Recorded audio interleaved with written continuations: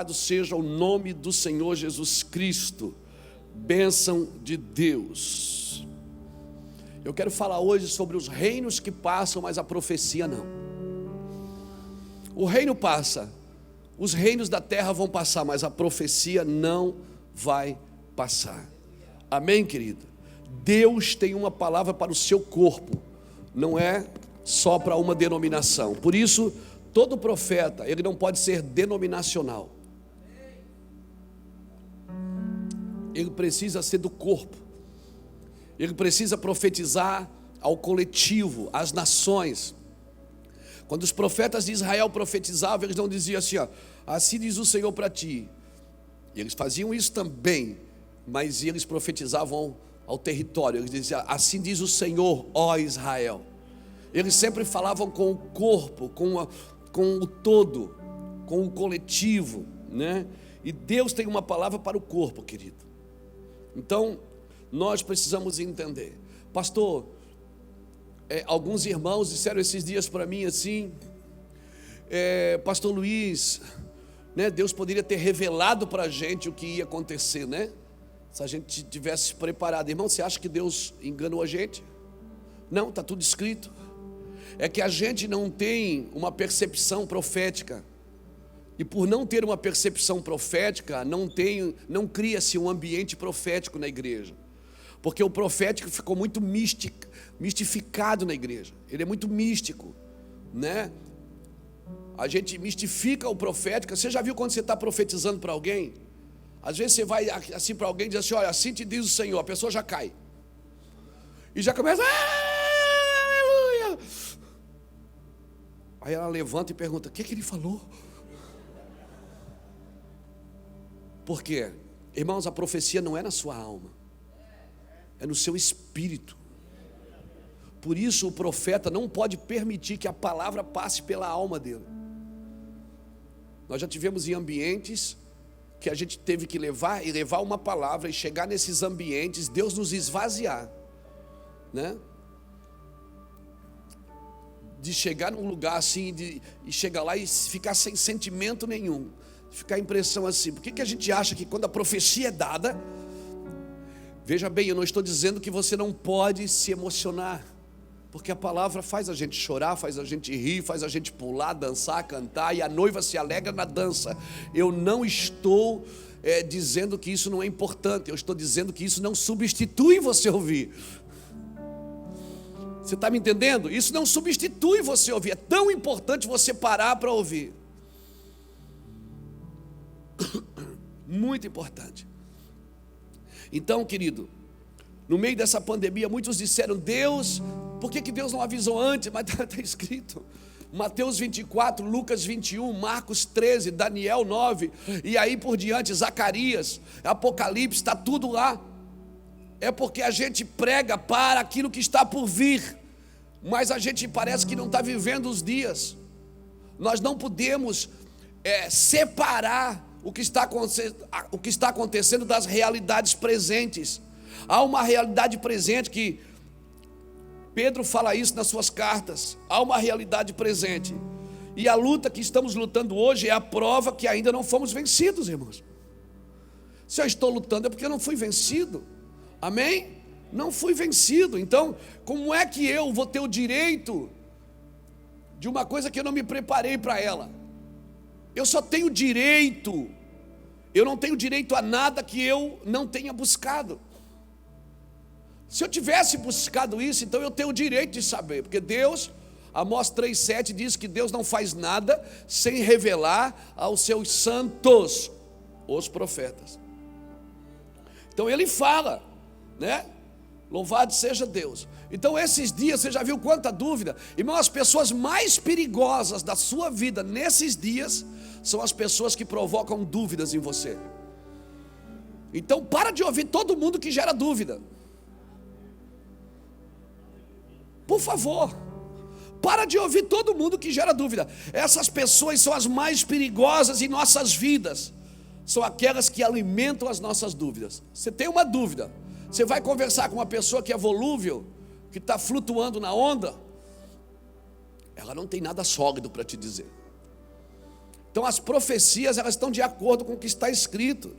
Louvado seja Deus. Eu quero ler um texto com você, um texto que está em Daniel capítulo 5. Daniel para mim nesses dias tem sido o aferidor de medida para esses dias. Daniel e Noé. Meu Deus. Irmãos, agora tem sim aquelas pessoas que eu considero, eu chamo isso de os catalisadores da unção. O que é os catalisadores da unção? São catalisadores da unção, não de problema. Você já viu que tem gente que é para-raio, só atrai problema, gente? Meu Deus, que luta. Irmão, quando a unção vem, você não foge dos problemas, amém? Quando a unção vem, você atrairá problemas. Por quê? Porque a unção vai te dar o poder de resolver os problemas. Então a gente acha que quando foi ungido, está na unção. Mas meu Deus, estou numa luta, claro. Seja bem-vindo ao para-raio. Porque quem não tem unção está fugido do problema. Agora quem está andando debaixo da unção, debaixo da profecia, está atraindo problema. Por quê?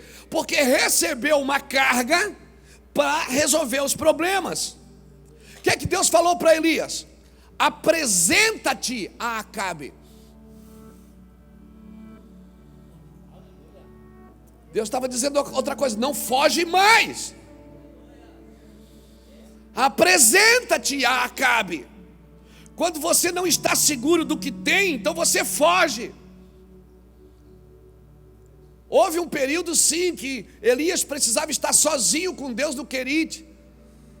Ficou lá a seca, ele estava ali bebendo do ribeiro, comendo uma picanha todo dia que os corvos traziam.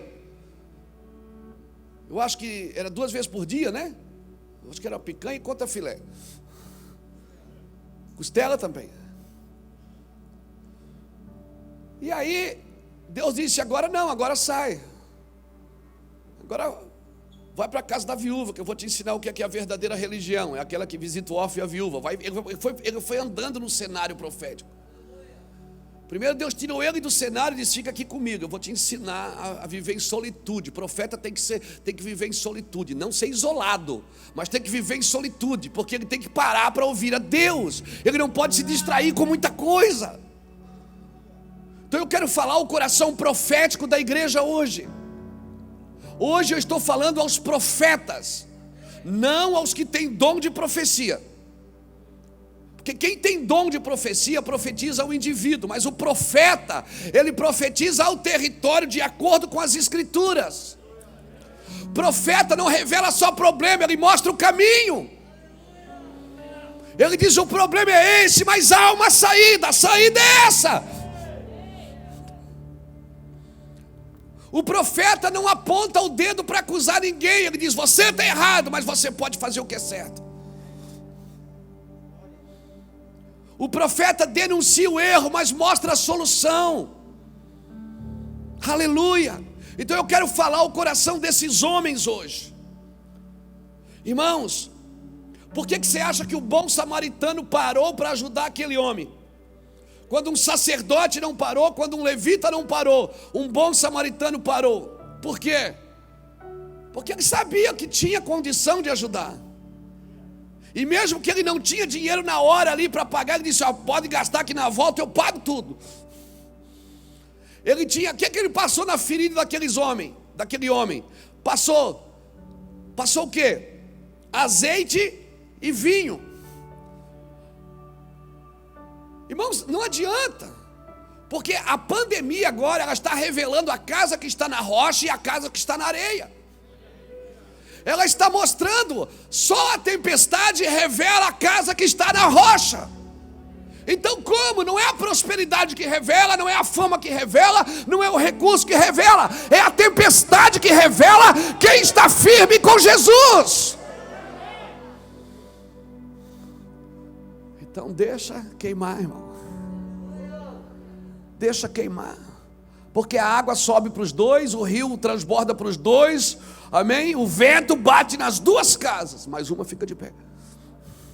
Como você está reagindo é que vai definir até onde você vai com Jesus. Amém? Aquele homem parou porque tinha azeite e vinho. Sacerdote sem azeite e vinho não para ajudar, não. Levita sem azeite e vinho, Você já viu? Já foi em Israel? Quem já foi em Israel? Já viu a prensa de azeite, como que é?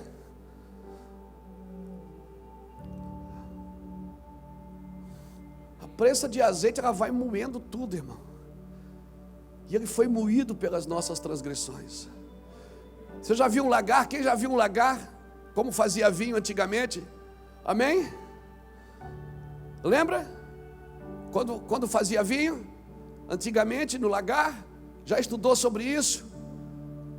Eles enchiam o lagar de vinho, chamavam os músicos, lavavam bem os pés, regaçavam as roupas e entravam para dentro do lagar e dançavam, porque na colheita tem festa. Por isso que vinho fala de alegria. Amém? E como é que se faz vinho? É pisado. E azeite é moído. E a Bíblia diz o quê? Que ele foi moído pelas nossas transgressões e pelas suas pisaduras. Ei, alguém está comigo aqui? Nós fomos sarados. Aquele homem parou para ajudar porque tinha Jesus na bagagem. É isso que Jesus estava dizendo. Ele pode ajudar porque ele me conhece.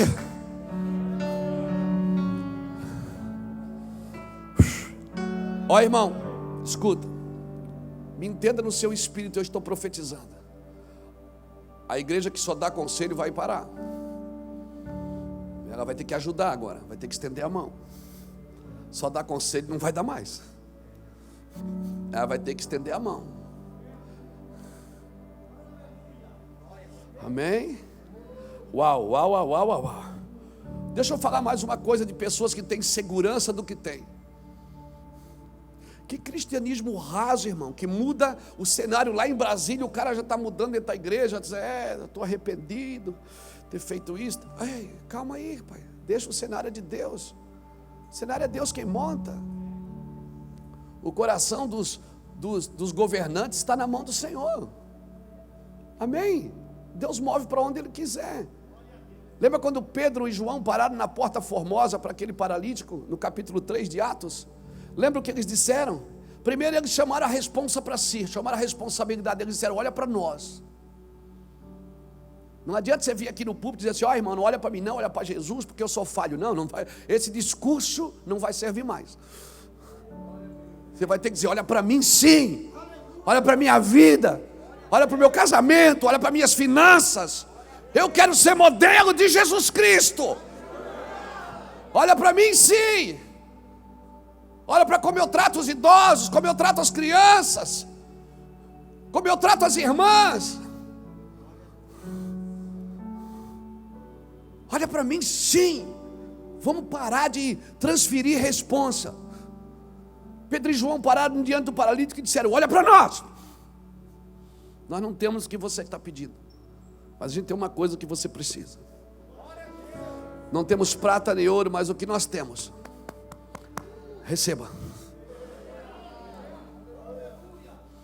Vai ter que ter azeite e vinho na bagagem nesses dias. Vai ter que ter identidade restaurada, restituída, restabelecida, reposicionada em Deus. Vai ter que entrar nas regiões celestiais e dizer, o negócio é comigo, Satanás. Amém? O negócio aqui é comigo. O Senhor me capacitou, né? Ele me ungiu para pregar o evangelho aos pobres, guiou-me a levar liberdade aos cativos. Ele me ungiu para. Se você não entendeu o para que o azeite? Se eu não entendo o para que Ele me ungiu?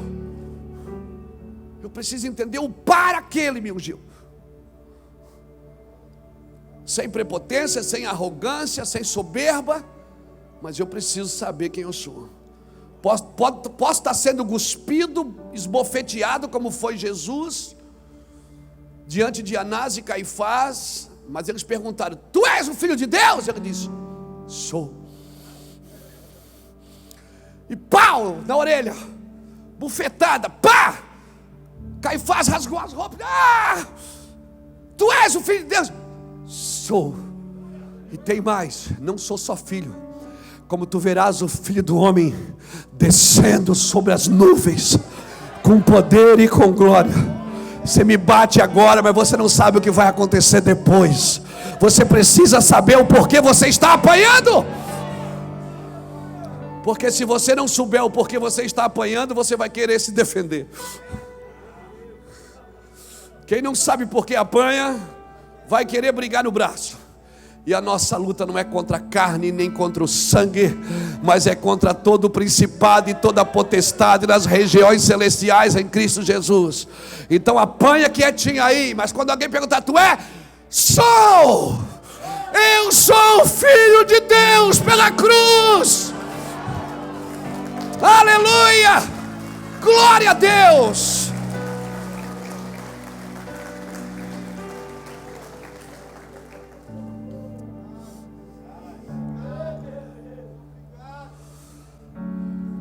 Você precisa saber quem você é, querida.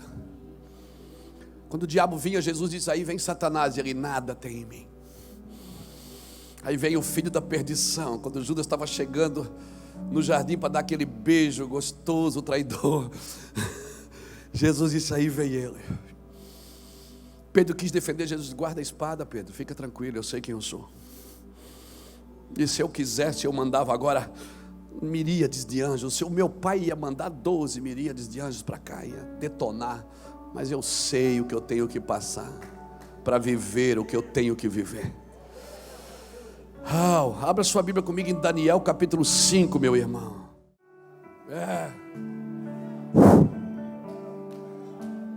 Daniel 5.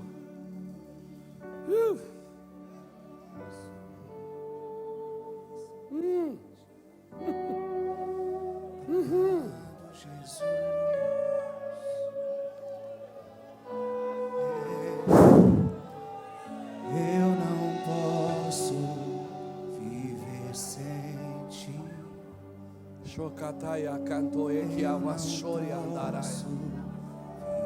Eu quero pregar, mas deixa o Senhor passear, a igreja é dele.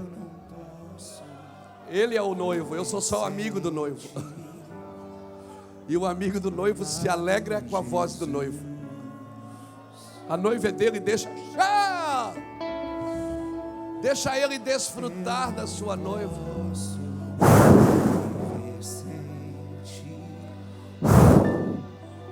Eu não posso viver sem ti. Deixa Deus pegar, Ele pode te tocar. Ele pode. Ele pode te tocar e te abraçar, e te cheirar, e te beijar, e falar dentro de você. Ele pode soprar o ar dele em você, o ar dele não está contaminado. Receba fogo do Espírito no seu espírito. Receba isso. A gente espera um pouquinho, sem problema. Sem problema.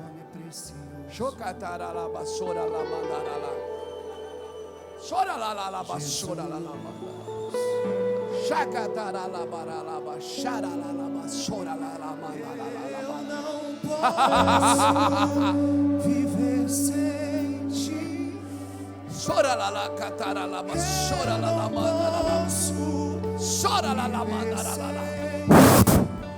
Toque-os com fogo.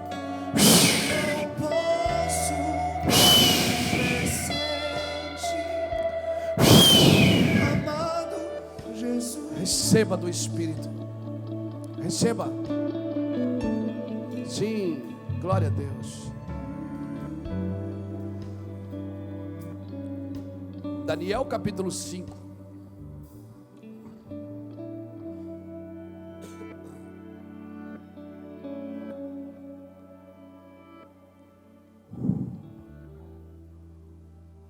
O rei Belsazar deu um grande banquete a 1000 dos seus grandes e bebeu vinho na presença dos 1000. Havendo Belsazar provado o vinho, mandou trazer os utensílios de ouro e de prata que Nabucodonosor, seu pai, tinha tirado do templo que estava em Jerusalém, para que bebessem neles o rei, os seus grandes, as suas mulheres e concubinas. Então trouxeram os objetos de ouro que foram tirados do templo da casa de Deus, que estavam em Jerusalém, e beberam neles. o rei, os seus grandes, as suas mulheres e concubinas. Beberam o vinho e deram louvores a deuses de ouro, de prata, de bronze, de ferro, de madeira e de pedra. Na mesma hora, apareceram os dedos de mãos de homem e escreviam defronte do castiçal na caidura da parede do palácio real. O rei via a parte da mão que estava escrevendo. Então se mudou o semblante do rei e os seus pensamentos turbaram. As juntas dos seus lombos se relaxaram, ou seja, ele quase desmaiou. E os seus joelhos bateram um no outro, tremeram as suas pernas. Ordenou o rei em alta voz que se introduzissem os encantadores, os astrólogos, os feiticeiros, e disse o rei aos sábios de Babilônia: qualquer que ler estas escrituras e me declarar sua interpretação será vestido de púrpura e trará uma cadeia de ouro no pescoço e será o terceiro dominador. Então entraram todos os sábios do rei, mas não puderam ler as escrituras nem fazer saber ao rei a sua interpretação. Então o rei Belsazar perturbou-se muito e mudou-se nele o seu semblante, os seus grandes estavam sobressaltados. Então a rainha, por causa das palavras do rei e dos seus grandes, entrou na casa do banquete, disse: ó rei, vive para sempre, não se turbe os teus pensamentos, nem se mude os teus semblantes. Essa aqui é a rainha mãe, a mãe dele. Há no teu reino um homem que tem o espírito dos deuses santos. Uau, uau, uau. Há no teu reino um homem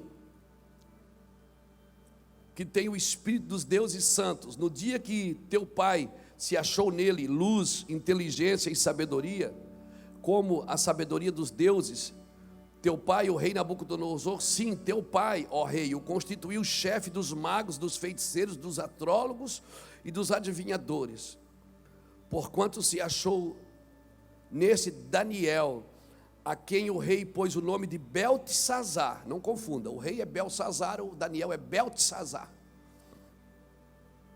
Um espírito excelente de conhecimento, inteligência e interpretação de sonhos, explicação de enigmas e solução de dúvidas. Chama-se agora Daniel, e ele dará a interpretação. Então Daniel foi introduzido à presença do rei. Disse o rei a Daniel: és tu aquele Daniel dos cativos de Judá, que o meu rei, o meu pai trouxe de Judá? És tu o mesmo homem? Ouvi dizer a teu respeito que o Espírito dos deuses está em ti, e que a luz do entendimento e a excelência da sabedoria se acham em ti. Acabam de ser introduzidos na minha presença sábios e feiticeiros para lerem essas escrituras e me fazerem saber a sua interpretação, mas não puderam dar a interpretação destas palavras. Eu, porém, tenho ouvido dizer de ti que podes dar a interpretação e solucionar problemas difíceis. Agora, se puderes ler esta escritura e fazer-me saber a sua interpretação, serás vestido de púrpura, terás cadeias de ouro no teu pescoço, correntes, e no reino serás o terceiro dominador. Então respondeu Daniel na presença do rei: as tuas dádivas fiquem contigo, e dá os teus presentes a outros. Todavia eu lerei ao rei as escrituras e lhe farei saber a interpretação. Ó rei, o Altíssimo Deus de Nabucodonosor, teu pai, o reino e a grandeza e a glória e a majestade, por causa da grandeza que lhe deu, povos, nações, línguas, tremiam e temiam diante dele. A quem queria matar, ele matava; a quem queria deixar com vida, ele deixava com vida; a quem queria engrandecer, ele engrandecia; a quem queria abater, ele abatia. Mas quando o seu coração se exaltou e o seu espírito se endureceu em sabedoria, em soberba, Foi derrubado do seu trono real e passou dele a sua glória. Foi tirado dentre os filhos dos homens, e o seu coração foi feito semelhante ao dos animais, e a sua morada foi com jumentos selvagens. E fizeram-no comer erva como os bois, e pelo orvalho do céu foi molhado o seu corpo, até que conheceu que Deus o Altíssimo tem domínio sobre os reinos dos homens, e a quem quer constituir sobre eles. Mas tu, seu filho Belsazar, não humilhaste o teu coração, ainda que soubesse de tudo isso. Em vez disso, levantaste contra o Senhor dos céus, pois foram trazidos de volta os utensílios da casa dele perante ti, e tu e os teus grandes, as tuas mulheres, as tuas concubinas, bebeste neles, vinho neles. Além disso, deste louvores a deuses de prata, de ouro, de bronze, de ferro, de madeira e de pedra, que não veem, não ouvem, não sabem, mas a Deus em cuja mão estás a tua vida, mas a Deus em cuja mão está a tua vida e todos os teus caminhos, a Ele não glorificaste. Então dele foi enviada aquela parte da mão, e escreveu-se esta escritura. Esta é a escritura que se escreveu: Mene, Mene, Tekel, Parsim. Esta é a interpretação daquilo. Mene, contou Deus o teu reino e acabou. Tekel, pesado foste na balança e foste achado em falta. Pérez, ou Parsim. Pérez, ou Parsim, que é a mesma coisa. Dividido foi o teu reino e dado aos medos e aos persas. Então mandou Belsazar que vestisse a Daniel de púrpura e lhe pusesse uma cadeia de ouro no pescoço, e proclamassem a respeito dele o que havia de ser o terceiro dominador do reino. Naquela mesma noite foi morto Belsazar, rei dos caldeus, rei dos babilônicos. E Dario o Medo ocupou o reino com a idade de 62 anos. Uau! Irmãos, esse texto tem falado tanto ao meu coração nesses dias. Estenda sua mão para cá, me abençoa. Quem sabe vai sair uma palavra do meu coração aqui hoje, que vai tocar o seu coração poderosamente. Eu oro para que a glória de Deus inunde o nosso coração, inunde as nossas vidas. Amém? Você já viu que quando a gente abre o coração para receber a palavra de Deus, você viu a alegria que é manifestada em seguida? Por quê? Porque assim, a emoção, irmão, é o fruto da palavra. Nós não podemos receber as escrituras na emoção. A sua alma, ela precisa servir o seu espírito. A sua alma precisa se aquietar. Você tem que dar ordem para ela. Aquieta-te dentro de mim, alma, porque ainda tu o louvarás. Porque estás abatida. Deus não vai falar na sua alma. A igreja, ela não pode romancear as escrituras. Ela não pode romancear as escrituras. Ela não pode achar que está enamorada de Cristo e ela pode viver de sentimentos. Não, muitas vezes as lutas que estamos passando é porque tomamos decisões por sentimentos e não por propósitos. Muitas lutas que passamos na vida é porque tomamos decisões pela alma e não pelo espírito. O que é que a Bíblia fala do espírito? O espírito está pronto, é a carne que é fraca. Então nós temos que deixar que o espírito governe a nossa alma e a partir daí também governe o nosso corpo. Eu não estou dizendo com isso que nós devemos anular a alma. Amém? Cara feia não é sinônimo de santidade. É sinônimo de fome. Né? No provérbio Luiz Herminiano. Nós podemos ser alegres. Podemos chorar com os que choram. A Bíblia diz que os sentimentos, eles oscilam. Porque eu tenho que chorar com os que choram e tenho que me alegrar com os que se alegram. Né? Hoje você pode estar chorando e amanhã você pode estar alegre. Os seus sentimentos oscilam. Tem dia que você acorda bem, tem dia que você acorda mal, é ou não é? Tem dia que você acorda que você queria que Jesus voltasse, tem dia que você quer ganhar o mundo para Jesus. Hoje eu vou dominar o mundo. Lembra daquele desenho que passava? Hoje nós vamos dominar o mundo. Mas tem dia que você quer que o mundo acabe. Por quê? Porque o sentimento, irmão, ele não tem condição de conduzir a igreja. Amém? A igreja precisa ser espiritual, e para ela ser espiritual, ela não consegue ser espiritual sem a palavra, porque é a palavra que alimenta o espírito, é a profecia que alimenta o espírito, não é as emoções. Então por isso que eu tenho que consultar as escrituras. Amém? tem que consultar, examinar. Jesus falou: vocês não estão me entendendo porque vocês não examinam as Escrituras. Examinai porque elas falam de mim. Elas falam de mim. As convicções que você tem acerca de Cristo é que vão permanecer e vão solidificar a sua crença. Jesus, irmãos, não cabe na sua cabeça. Jesus, quando nasceu, se manifestou a magos e não aos sacerdotes. Os magos sabiam que Jesus estava nascendo, e os sacerdotes não, eles tinham a Torá na mão, que declarava que viria o Messias. Eles tinham a profecia na mão, mas não aplicaram seu coração a examinar as Escrituras. Mas enquanto isso, os magos não tinham nada. Eles não tinham nada. Mas foi por causa deste homem aqui, Daniel, que os magos acharam Jesus. Porque no capítulo 2, quando Nabucodonosor teve, você lembra disso? Nabucodonosor teve a visão da estátua. Mas ele chamou todos os astrólogos, astrônomos, todos os feiticeiros, bruxos, adivinhos, sábios da Babilônia, e entre eles estava Sadraque, Mesaque e Abednego, né? Ananias, Azarias e Misael e Azarias, né? Ananias, Misael e Azarias. A gente fala tanto o nome babilônico deles que esquece o nome original, não é verdade? E ele mandou chamar todo mundo e as pessoas diziam assim: fala o teu sonho, rei, a gente interpreta. Ele diz: não, vocês querem me enganar, vocês vão ter que interpretar, dizer o que é que eu sonhei e vão ter que interpretar. É claro que ninguém soube. E quando eles foram matar todos os magos, chegou para Daniel, e Daniel também ia ser morto. Daniel pediu, disse assim: fala para o rei, me dá uns dias, não mate os magos. Ele disse: não mate os magos, diga para ele me dar uns dias, que o Deus dos céus vai revelar o sonho do rei. No capítulo 2 de Daniel, você lê essa história. Depois de alguns dias, Daniel entra no palácio, e o rei diz: e aí? Como é que está? Ele disse: o sonho do rei foi esse. O rei sonhou com uma estátua, com a cabeça de ouro, com o peito de prata, com o quadril de bronze, com as pernas de ferro, os pés de barro e de ferro, e esse rei, é isso que vai acontecer, e tal, e tal, e tal, e tal. O rei ficou assustado e disse: não há outro Deus como o Deus de Daniel. E a Bíblia diz assim aí: por causa de Daniel, os magos foram poupados. Esses magos, eles começaram a estudar sobre o Deus de Daniel.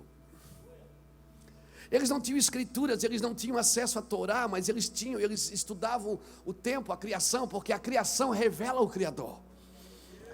Eles eram astrônomos, eles estudavam as luzes, as estrelas, eles estudavam a criação. Então eles descobriram que o Messias ia nascer, e uma luz nos céus ia apontar que o Messias ia nascer.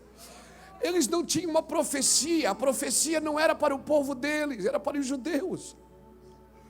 Mas o interesse deles era tão grande, que eles foram passando de geração para geração, os ensinos, os estudos. Olha, teve um homem em Babilônia, chamado Daniel, que o Deus dele revelou para o rei o sonho, e por causa do Deus dele, nós não fomos mortos, nós precisamos descobrir sobre o Deus dele. E eles foram estudando de geração em geração, e foram passando de geração em geração, até chegar nos dias de Jesus. Pegaram 3 comitivas de magos, né? A gente acha que é 3 magos porque tinham 3 presentes, mas a Bíblia não diz que eram 3 magos, né? Quem sabe aquele presepinho que você faz no Natal está errado. A Bíblia diz que eram 3 presentes, não diz que eram 3 magos. Eu acredito que não eram só 3, eram vários, eles viajavam em comitivas grandes. E eles chegaram em Jerusalém e disseram: onde é que está o Messias?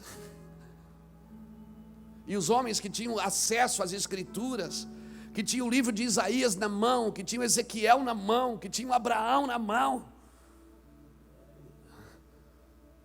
eles disseram: que Messias? O Messias de vocês, o rei dos judeus, vai nascer? Vai, você não sabe? É da sua igreja, é da sua igreja, ele está vindo, você não sabe? Não, está vindo, é? Não, eu estou fazendo culto na igreja, estou fazendo campanha lá na igreja, não tem. Está vindo mesmo? Está vindo.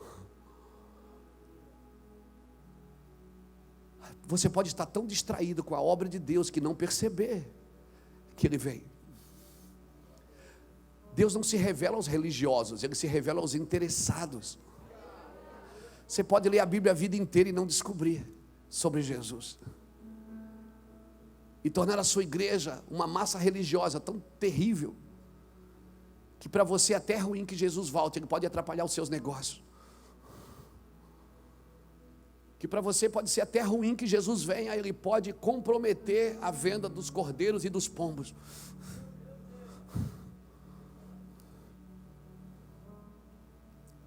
Nós não podemos nos distrair com Babilônia, com o mundo. Nós não podemos distrair com o mundo. Nós afetamos o mundo com a nossa fé. Nós declaramos ao mundo o que vai acontecer. Nós precisamos ter 3 palavras nesses dias: aos governos, ao mundo e à igreja. A palavra para o mundo não é a mesma para a igreja, irmãos. Para a igreja está lá em Romanos capítulo 1, versículo 18.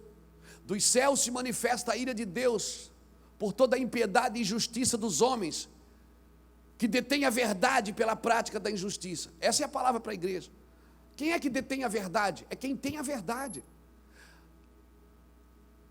Nós não podemos cobrar do mundo uma coisa que Deus está cobrando da igreja. É a igreja que tem que soltar a verdade, não deter a verdade. A palavra para os governos é a palavra que Deus tem, que Deus falou ali. Daniel é um livro que você precisaria estudar nesses dias. Pastores que estão me ouvindo na internet, líderes que estão aqui, você que está me ouvindo, estude o livro de Daniel nesses dias. Mas assim leia todos os 12 capítulos, volte e leia de novo, e volte e leia de novo. Estude Daniel. Cuidado com as suas alianças, porque os reis mudam, os profetas não. Os reis mudam. Daniel ficou em Babilônia, no governo de Nabucodonosor, no governo de Belsazar, no governo de Dario, e a Bíblia diz que até em Ciro Deus prosperou ele. Passou 3, 4 reis. Algumas teologias dizem que Dario e Ciro eram o mesmo, mas eu quero crer que não. Que eles eram Medo-Pérsias. O rei da Pérsia era Ciro, o Medo era Dario. Algumas teologias dizem que era o mesmo rei, mas eu acredito que não. Eu acredito que passou 4 reis na vida de Daniel, e todos caíram, e ele ficou de pé. E você está preso no quê? Quer saber o que eu acho? Muito sério, o que eu vou falar é muito sério. Nenhum profeta pode ser íntimo do rei. Nós choramos pelo rei, morremos se precisar for pelo rei. Está me ouvindo? Se precisar morrer pelo rei, a gente morre. Sou amigo do rei, sou servo do rei, mas o rei não pode falar no meu coração. Sou eu que falo no coração do rei. Quando você é muito íntimo do rei, você pode comprometer a profecia. Você está me entendendo, igreja? Lembra quando... Depois eu falo. Deixa eu seguir a minha linha aqui. Não, eu vou falar agora. O Espírito Santo, fala agora. Lembra quando Davi chamou Natã e disse: vou construir a casa de Deus. Construir um palácio, porque eu estou aqui numa casa boa. Acho que é 2 Samuel 7, se não me engano. Está na Bíblia. Davi chama Natã e diz: eu vou construir a casa de Deus, porque eu estou aqui, eu vivendo numa casa, e Deus lá na tenda. Não, vou fazer uma casa para Deus. E Natã disse: aleluia, glória a Deus, faz tudo que está no teu coração, Deus é contigo, Deus vai te usar para fazer essa casa, faz mesmo, mete ficha. Quando ele está saindo, o Senhor disse: volta lá, Natã, quem mandou você mandar ele fazer a casa? Não, você está falando que você é amigo dele, você tem que ouvir eu, não o rei. O rei não fala no coração do profeta, é o profeta que fala no coração do rei. Bote isso no seu coração. Amém? Por isso que Daniel permaneceu, porque nenhum rei, imagine ele dizer para um rei assim: rei, Deus me mostrou que você vai pastar que nem os animais. O rei podia degolar ele. Você lembra o que ele falou no capítulo 2 para o rei? Ele disse: rei, a tua visão, Nabucodonosor. Lembra que em Babilônia passou esses reis. Ele disse, no capítulo 2, ele diz assim para Nabucodonosor: rei, a visão que você teve é a cabeça de ouro, o peito de prata, os braços, depois vem de bronze, depois vem ferro, lá embaixo é ferro. E aí uma pedra, rei, sem a ajuda de mão de homem, vai ser cortada e vai dar contra o pé da estátua e blum, vai cair a estátua. Mas lembra o que Daniel falou? Ele diz assim: ó, a cabeça de ouro és tu, ó rei Nabucodonosor. Depois de ti vai vir um reino inferior e vai tomar o teu lugar, e vem outro reino, é mais inferior que o teu, mas é de prata. Isso no capítulo 2. Aí no capítulo 3, Nabucodonosor manda fazer o quê? Ele faz uma estátua toda de ouro. Ele diz: não sou só o cabeça de ouro, não, você é todo de ouro. Nessa profecia aí tem Miguel. Eu sou todo de ouro, não vai ter reino que vai me tirar daqui não. Você está me entendendo? Tem gente que ouve a profecia e faz ao contrário. Irmãos, os reis mudam, os profetas não. Se você se diz, se intitula e sabe que é um profeta de Deus, você não pode ser íntimo do rei. Você tem que ser íntimo do rei. É o rei que fala no teu coração. Você chora pelo rei, você intercede pelo rei. Se precisar, você morre pelo rei. Você é amigo do rei. Mas você não pode ser íntimo ao ponto do rei roubar a profecia que Deus te deu. Você está pegando isso no seu espírito? Pegou isso? Você lembra quando Daniel disse: ó, depois de ti vem um reino mais fraco de prata, depois de bronze, vai diminuindo. No capítulo 3 ele diz: não, ninguém vai tirar eu daqui não, daqui não sai, daqui ninguém me tira, eu sou rei, ué. Essas profecias aí, não, faz uma estátua toda de ouro. Aí no capítulo 4, ele está pastando com os animais. Porque o rei que não anda com a profecia, não, mas eu sou profeta, eu vou na presença do rei. Ó, na presença do rei vai feiticeiro, vai astrólogo, vai bruxo. Vai ou não vai, pastor Jacques? Vai. Na presença do rei entra muita gente. Mas no coração do rei tem que entrar a profecia. E para falar no coração do rei, você está me entendendo? Para falar no coração do rei, descansa, vai de boa. Quando Deus quer um rei, Ele manda um profeta escondido.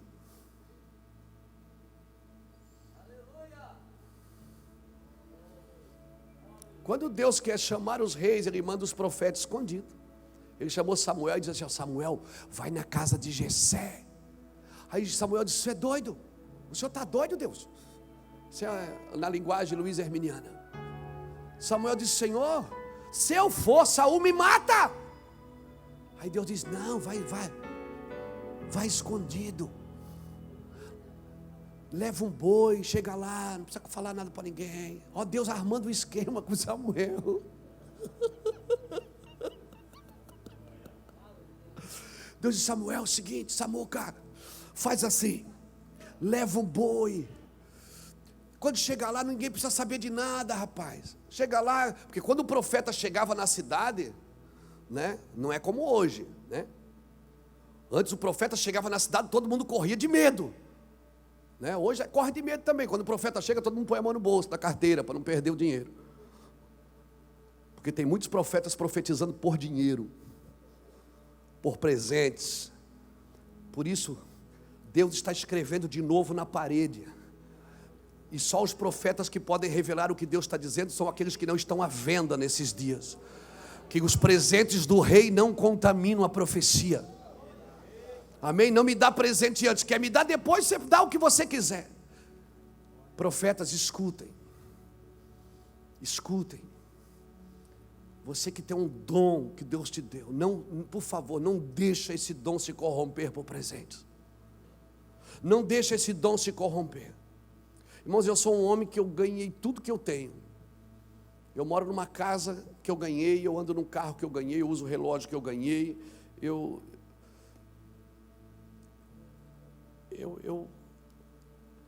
tudo da minha vida é assim.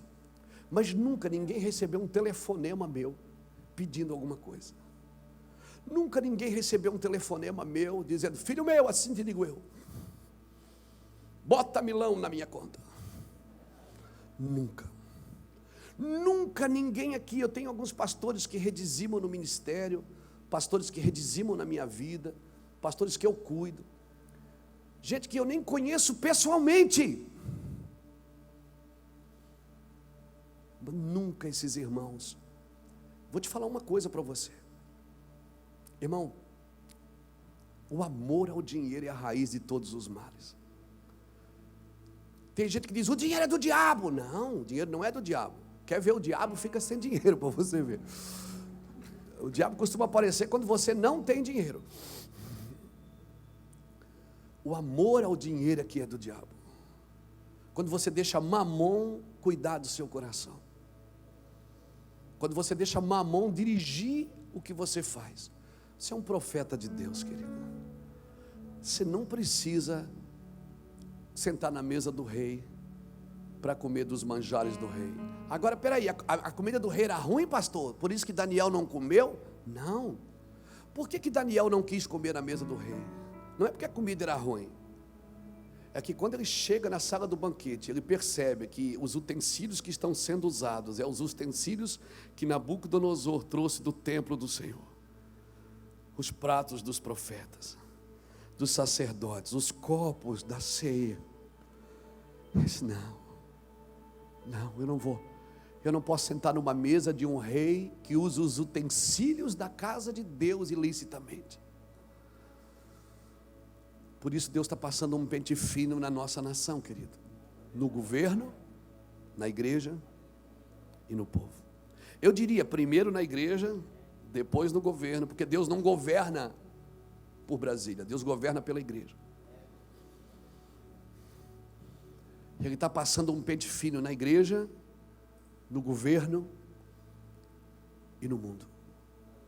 E nós, como servos de Deus, a gente precisa ser sóbrio nesses dias e discreto. Nós estamos na internet todo dia fazendo lives, mas nem tudo que fazemos pode ser mostrado. Nem tudo que fazemos deve ser mostrado.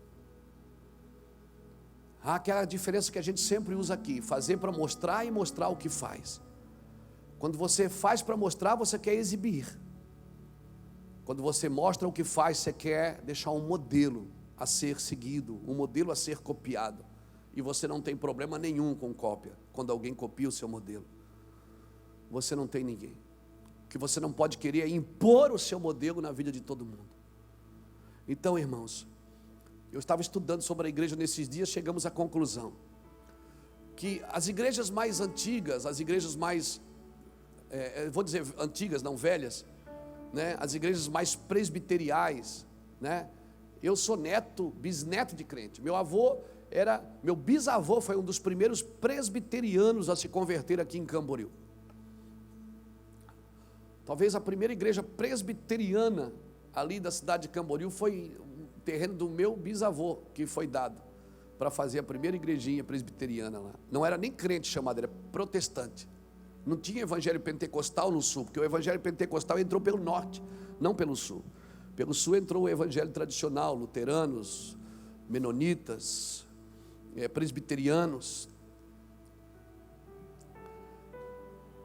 Então, a igreja presbiterial, ela nasceu, ela tinha um presbitério forte, né, de governo forte, de homens fortes, mas só que elas, ministerialmente falando, ela foi se perdendo no caminho, foi se corrompendo no caminho. E aí nasceu então as igrejas pentecostais, as igrejas neopentecostais, que, né, as pessoas acham que a gente é neopentecostal. Eu não me considero um neopentecostal, eu não sei nem o que eu sou, porque eu sou filho de Deus. Mas a igreja presbiteriais, vamos dizer assim, usar essa linguagem, muitas vezes elas deixaram a desejar no modelo ministeriais, ou seja, não tinha muito líder e pouco serviço. Só que agora a igreja tem bastante serviço, mas tem pouca liderança. Ela se tornou ministerial e perdeu o presbitério, o governo, as decisões não são mais coletivas. É um homem que manda em tudo, que trabalha por todo mundo e no final morre de coração, do AVC, ou então ele perde a família, porque ele não dá conta de tudo. Esse modelo nós herdamos. Nós precisamos resgatar algumas coisas que nos trouxeram, que foi saudáveis para a gente, irmão. Precisamos voltar a ser uma igreja de um governo coletivo, que decide junto, e também precisamos ser uma igreja ministerial que trabalha junto, com vários ministérios. Nós precisamos desse equilíbrio.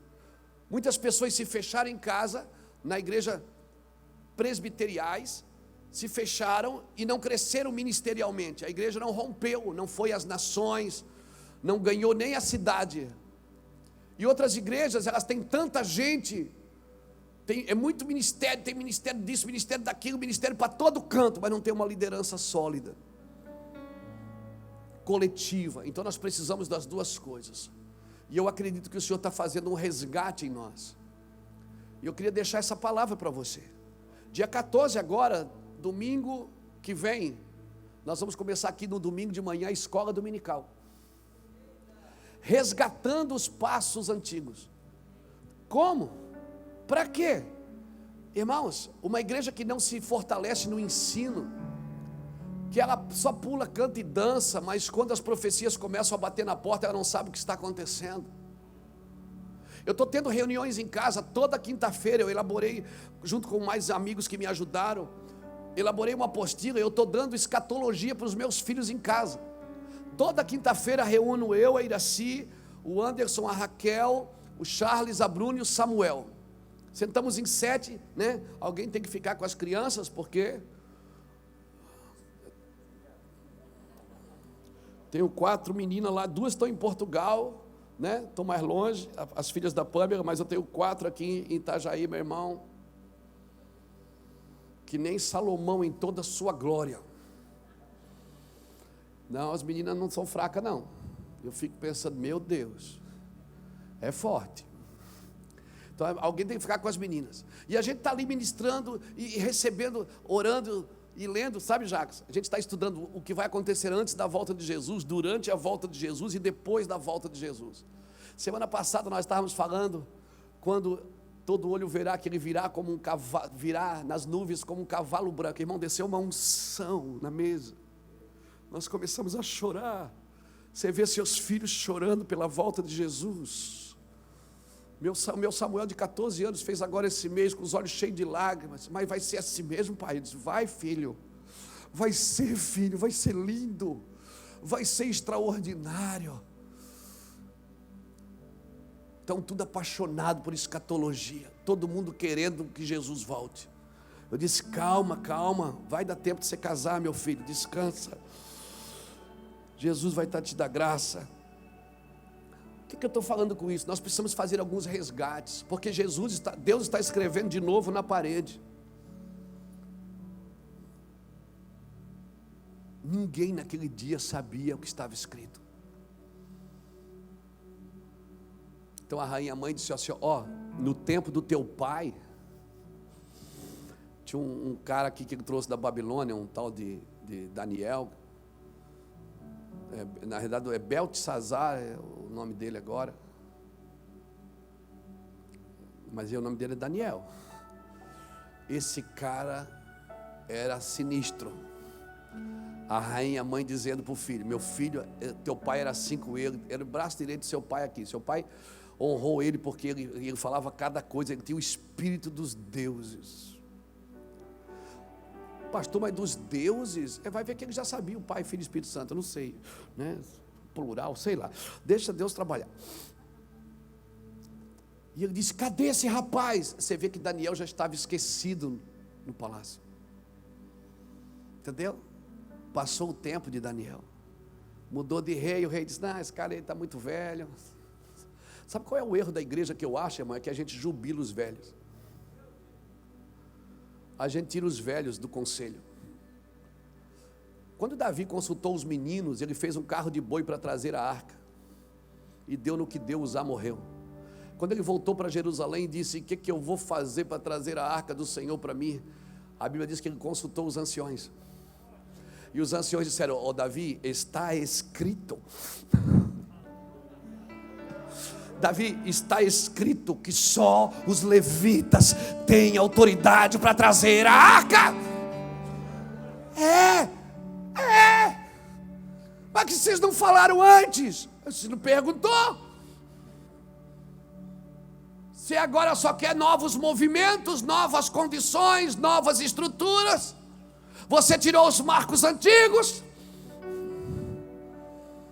Você tirou os marcos antigos.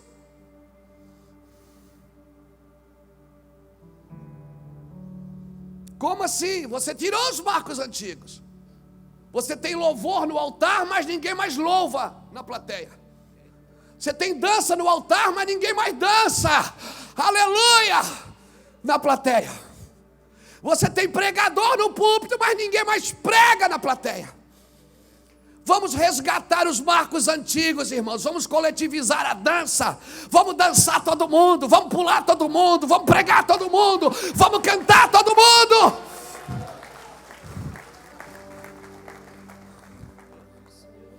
A gente mecanizou e tornou um evento. A igreja é um evento de final de semana, Jackson. E basta eu sentar e quem é que vai pregar? Linguiça. Eu sei, irmãos, que a palavra de Deus às vezes ela tem mais força na boca de um do que na boca do outro. Mas vamos honrar a igreja. Vamos honrar os irmãos que estão nascendo. Vamos honrar. Se você tirar os velhos, se você tirar os anciões, se você não ouvir as histórias dos anciões, mas Deus está falando com o profeta novo, não é mais com o profeta velho. Sabe qual é a diferença? Sabe qual foi o pecado do profeta novo e do profeta velho? Sabe qual foi o problema que deu ali? É que o profeta novo ouvia o profeta velho. O problema é que o profeta velho não ouviu o profeta novo. Então, pais, prestem atenção no que os filhos estão fazendo. Filhos, prestem atenção no que os pais estão dizendo. Vamos voltar. Então a rainha mãe disse: tem um rapaz aqui que teu pai falava com ele. Rapaz, ele é violento, é sinistro, o negócio é forte. Ele disse: manda chamar ele. Quando Daniel entra, ele já faz a oferta. És tu o mesmo Daniel? Tu mudou, tu desviou, como é que está? Tu és o mesmo ainda? Sou o mesmo. Tu és aquele homem que meu pai falava, que a minha mãe está dizendo aqui, que fazia isso, fazia aquilo, que revelava, interpretava, discernia. Tem um detalhe aqui, tem um negócio aqui para te resolver para mim. Se tu resolver, eu vou te dar corrente de ouro, vou te dar capa de púrpura, e tu vai ser o terceiro do reino. Daniel pensou: esse reino vai acabar hoje. Caramba. Eu não quero essa cadeira, não. Esse reino está demolido. Está demolido esse reino. Eu não quero lugar nesse reino, não. Mas não, isso é só coisa minha, tá, irmão? Daniel chegou e disse: querido, amadinho, fica os teus presentes para os teus. Sabe o que ele está dizendo quando ele diz isso? Ele disse: dá os presentes para quem você está acostumado a dar presente, para revelar as coisas para você. É isso que ele está dizendo. Ele está dizendo: fica os teus presentes para os teus. Ou seja, aquele povo que tu já está acostumado a essa prática, dá para eles.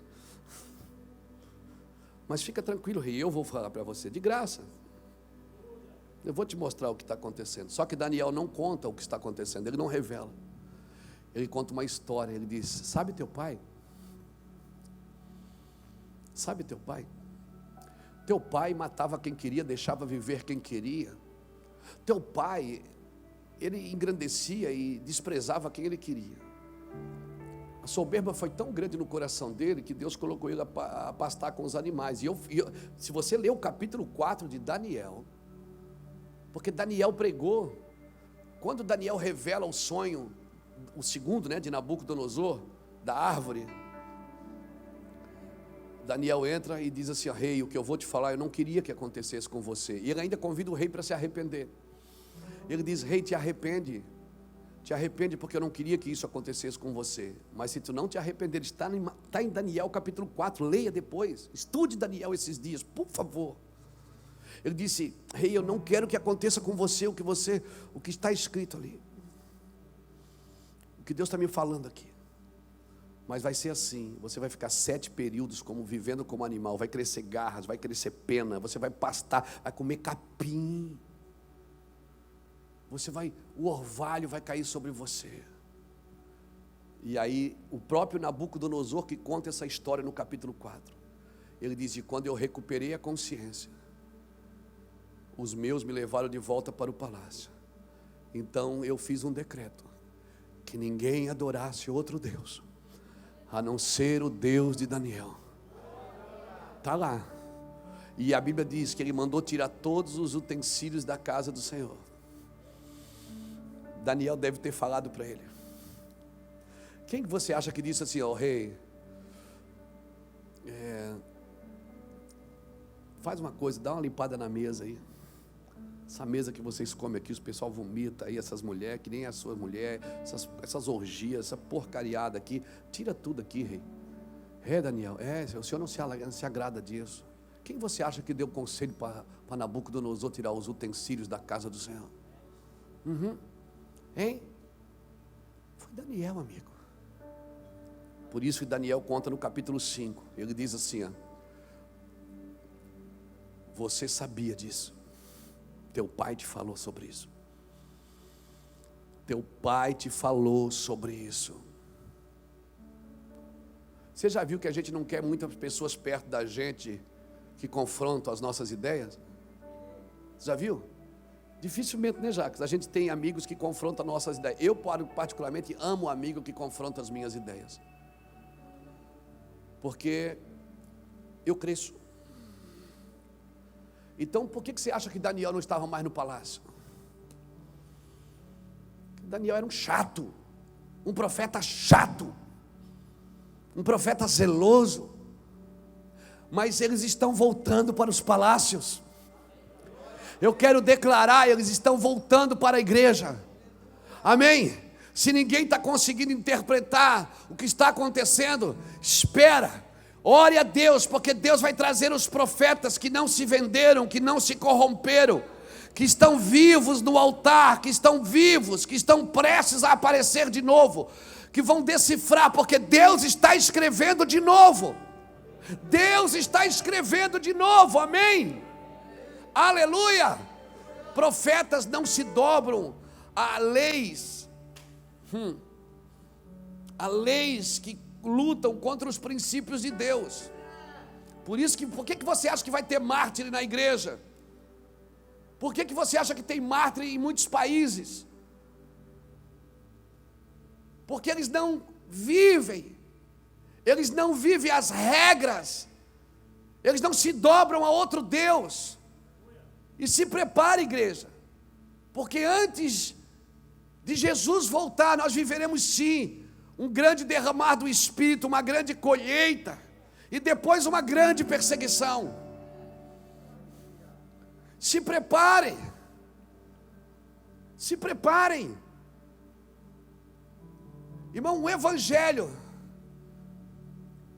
eu acho que é George Whitefield que fala isso, um evangelho que não ofende as pessoas, um evangelho que quando as pessoas ouvem, não sai com raiva delas, ou com raiva do pregador, não pode ser de Deus.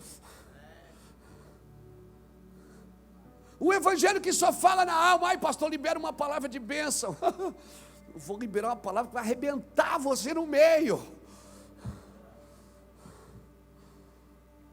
Amém. Sabe qual é o nosso problema? É que a gente separou o amor da correção. E todas as vezes que a gente precisa corrigir alguém, é adjetivo que a gente não ama, é sinônimo que a gente não ama. Eu não amo. Não, é o contrário. Deus açoita e repreende aquele que tem por filho, castiga quem tem por filho. Deus pega os filhos do vizinho, Deus não bate não, Ele bate nos filhos dele. Está doendo? É Deus. Nós não podemos separar o amor da correção, irmãos. Não podemos. Que horas que é isso? Está cedo. Então deixa eu te falar uma coisa. Faraó chama duas parteiras, Sifrá e Poá. Ele diz: ó, vocês fazem o parto. Quando vocês vêem que é menino, ó, degola, mata os meninos. Mas as parteiras, a Bíblia diz, em Êxodo capítulo 1, versículo 15 ao 21, que elas desobedeceram o Faraó. Vai chegar um momento, igreja, que você vai ter que escolher que lei você vai obedecer, a moral ou a legal.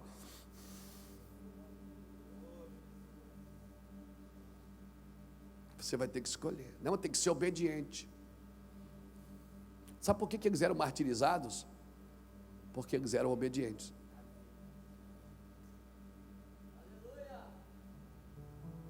Eles desobedeciam, mas não eram submissos. Como que alguém pode desobedecer sem ser insubmisso? Eu sou submisso à missão de Deus. Submissão é isso, submisso à missão. E vai chegar uma hora que você vai ter que ser submisso à missão, mesmo que isso seja desobedecer. Como assim, pastor? As parteiras desobedeceram a Faraó. E aí quando o Faraó chamou, elas ainda deram migué. Elas disseram assim: não, só que Faraó, a gente chega lá, as moças são fortes, elas parem de cócoras, elas já têm nascido a criança. E a Bíblia diz assim, no versículo 20 e 21 de Êxodo capítulo 1, porque as parteiras obedeceram a Deus, Deus lhe constituiu filhos e filhas. Família. Sabe por quê? Sabe por que elas eram parteiras? Porque a maioria das mulheres que eram parteiras, elas eram estéreis. Como elas não tinham filhos, elas iam ajudar as outras a ter filhos. Pegou? Quem sabe até agora você não gerou nada, você só ajudou os outros a gerar.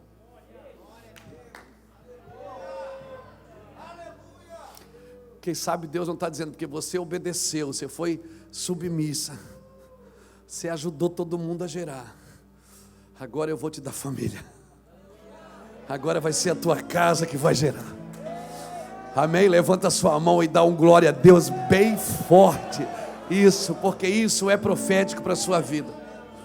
Eu já ajudei muita gente a gerar. Eu já ajudei muitos pastores a gerar. Já ajudei todos os meus pastores que eu passei, eu ajudei a gerar. Chegou um dia que Deus disse: eu vou te dar família. Pegou. E se você você serviu, certamente vão te servir. Se você desonrou, certamente vão te desonrar. Obrigado pelo seu amém de máscara. Aleluia. Então, querido, nós precisamos entender que nós estamos na missão de Deus. Às vezes a gente tem o hábito de dizer, na força do hábito, a gente diz: Deus deu uma missão para mim. Deus não deu missão para você, Deus te deu para a missão dele. A gente, na força do hábito, a gente diz assim: não, porque eu tenho um chamado. Você não tem um chamado, é o chamado que tem você. Você é do chamado, não é o chamado que é seu. Pegou? Então o chamado não obedece você, é você que tem que obedecer o chamado, porque você é dele, não é ele que é seu. Pegou? Se eu achar que o chamado é meu, eu vou querer, no caminho eu vou persuadindo o chamado para ele fazer o que eu quero. Se eu entender que eu sou do chamado, eu sigo o chamado, eu obedeço a ele, mesmo que isso custe desobediência a alguém. Convém obedecer a Deus do que os homens. Quando Daniel foi para a cova, na época de Dario, no capítulo 6, a Bíblia diz que, imagina, irmão, Dario gostava tanto de Daniel.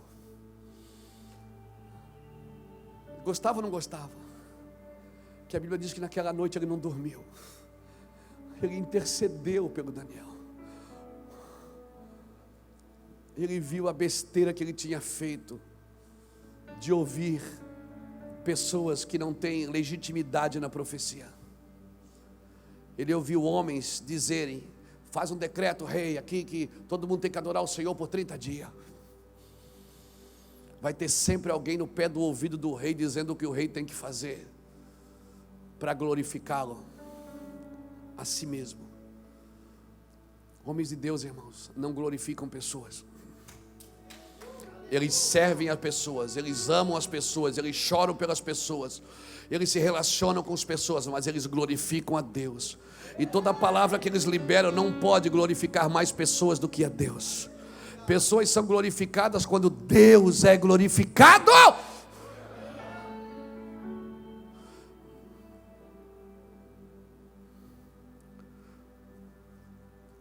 Às vezes eu vou em algum lugar ministrar e eu vejo assim o cuidado das pessoas comigo. Elas querem me honrar, querem dar... Pastor, o que é que você quer comer? Onde é que você quer dormir? Tá? Às vezes eu vejo. Às vezes tem pessoas ao meu redor e, irmão, eu detesto puxa-saco. E aí até a minha equipe fala assim: olha, não faz isso que o pastor não gosta.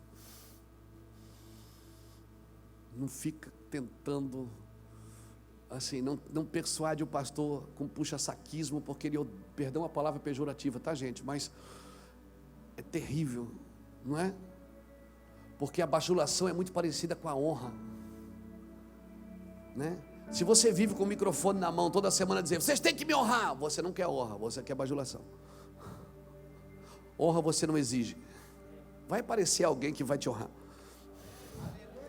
Honra você não exige. Se você exige é porque você está pedindo bajulação e não honra. E é uma coisa muito parecida, né? Às vezes a gente diz assim: ó, está aqui o pastor Cristiano, a gente, né, vai honrar o pastor agora, dá honra a quem tem honra. Às vezes a honra é na ausência, não na presença. Na presença você desfruta, você serve, na ausência que você honra. Por isso que João Batista disse: eu não sou o noivo, eu sou o amigo do noivo. O amigo do noivo. Você pega, irmão, essa palavra é tão forte, tão violenta. Na cultura de Israel, quando uma noiva era desposada, ou seja, ela ia ficar noiva do cara, pronto, ela vai casar com ele, mas ele não podia mais ver ela. Ele não podia mais ir vê-la, e nem ela podia vir vê-lo. Ele não podia mais se encontrar. Mas ele tinha um amigo. Então, quando ele queria mandar um presente para ela, ele mandava pelo amigo. Quando ele queria dar um recadinho para ela, um bilhetinho, ele dizia: vai lá e leva para ela, para mim. Levava. E era muito comum, não sempre, mas era comum, a noiva se apaixonar pelo amigo do noivo. Porque era ele que trazia o presente, era ele que trazia o chocolate, era ele que trazia o azeite, era ele que trazia o bilhetinho, a florzinha, a rosinha. Era muito comum na cultura judaica. Quando João Batista diz assim: eu sou amigo do noivo, ele é o noivo. Sabe o que eu vejo hoje, irmão? Eu vejo muitos amigos do noivo permitindo que a noiva se apaixone por ele mais do que pelo noivo. Irmão, eu sou só amigo do noivo, eu só vim trazer o bilhetinho, eu só vim trazer a rosinha, o chocolatinho para você. Você não pode ser apaixonado mais por um pregador mais do que você é por Jesus. Você não pode se apaixonar pelo ministro de louvor mais do que você é por Jesus. Você não pode se apaixonar por uma denominação mais do que você é por Jesus. Isso é pecado. Se você é o amigo do noivo, você não permite que a noiva crie expectativas a seu respeito. Você está sempre empurrando para o noivo. Por isso João Batista, os 2 melhores discípulos, ele disse: segue ele, porque ele é o cara. Mas hoje eu estou com você. Não, vai com ele. Ele é o pastor presidente. Ele é o cabeça da igreja. Ele é o cara. Não roube a glória que não é sua. Não permita. Amém? Uma glória que não te pertence. Se Deus quiser fazer, Ele vai fazer. Talvez você encontre favor diante dos homens. Homens vão te dar coroas, vão te dar correntes, vão te dar púrpura, vão te dar tronos. Mas por favor, tronos vão e vêm, dinheiro vai e vem, fama vai e vem, irmãos. Mas aquele que faz a vontade do Senhor, ele permanece para sempre. Amém? Deus tem uma missão para você. Ele vai te levar para a missão dele. Então, se você tem alguma missão oculta, e você está percebendo que está batendo com um burro na água, está batendo na parede, para tudo, irmão, e vai fazer a missão que Deus te chamou. O Senhor está escrevendo de novo na parede. E eu quero declarar que o Senhor precisa dos Daniéis, das profetas, dos profetas, homens e mulheres que não estão à venda, homens e mulheres que não vão permitir que o rei fale no seu coração. Ele precisa de Daniéis. Homens que não podem ser comprados estão voltando aos palácios. Homens que não podem ser comprados, Jackson, estão voltando aos palácios. Por isso, guarde isso. Agora eu consegui entrar na mensagem que eu escrevi, mas fica tranquilo, termino em 10 minutos. Por isso não são dias para falar dos nossos ministérios, são dias para decifrar o que o Senhor está dizendo. Não são dias para falar das nossas medalhas. Às vezes encontro de pastores é só para trocar medalha. Eu tenho tantos membros, eu tenho tanto de entrada, eu tenho... Isso não interessa se você não está edificando o reino, isso, nada disso. Isso só comprova a sua incapacidade. Não é o número de pessoas, embora Deus quer quantidade, sim. A gente diz, Deus quer qualidade. Não, Deus quer quantidade também.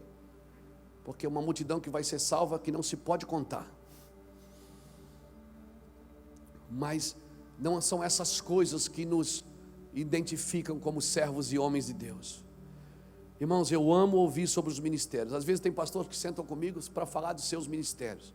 Eu amo ouvir sobre os seus ministérios. Eu amo ouvir da igreja. Eu sou igrejeiro. A minha esposa é mais do que eu. Se deixar, ela traz o colchão para cá.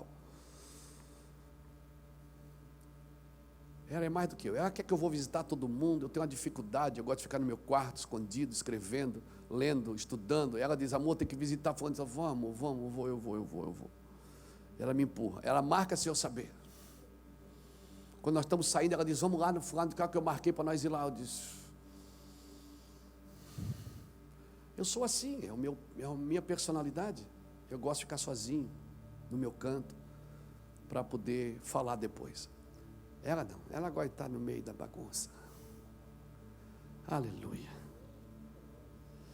Então, tomara que ela não esteja assistindo. Eu amo falar sobre o seu ministério. Eu amo. Jaime, eu amo quando um pastor senta na minha frente e diz, pastor, a igreja está crescendo.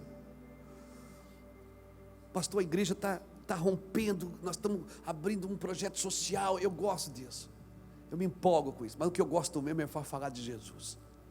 Quando você senta comigo, você é um pastor de igreja, reconhecido na cidade, reconhecido no ministério.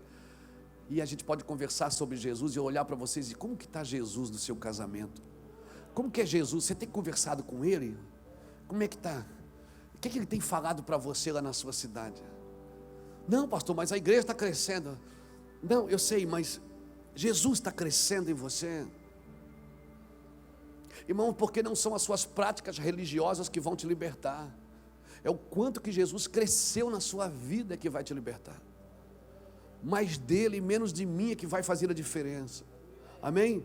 Então a minha pergunta nessa manhã é, aonde vamos achar os profetas verdadeiros? Aonde vamos achar os apóstolos verdadeiros? Será que a gente não está procurando nos lugares errados, Jackson? Você quer achar um apóstolo verdadeiro e um profeta verdadeiro? Desça no porão, porque eles estão grudados nos fundamentos da igreja. Eles estão grudados no fundamento da igreja. Eles estão grudados nos alicerces da igreja. Os profetas e os apóstolos verdadeiros, eles estão grudados ali, mesmo que isso comprometa a sua fama, comprometa a sua reputação, mesmo que isso comprometa o seu ministério, mas eles estão grudados ali nos fundamentos, eles são fundamentos para a igreja. Quem sabe nós não estamos procurando os profetas nos lugares errados, quem sabe nós estamos procurando alguém para seguir nos lugares errados. Quem sabe nós estamos procurando os nossos mentores e tudo que eles querem é seguidores. Quem sabe eu não estou procurando os meus mentores no lugar errado, na exibição, em vez de eu procurar nos fundamentos. Quer achar alguém que vai cuidar da sua vida, do seu casamento. Eu não estou falando que sou eu não, por favor. Eu sou um cara que estou tentando ficar parecido com Jesus também. Mas quer achar alguém que vai tocar você de uma forma que vai confrontar sua mente para revelar seu coração. Procure nos fundamentos. Eles estão lá. Eles estão cavucando os fundamentos da igreja. Eles estão mexendo. Talvez eles nem estão aparecendo.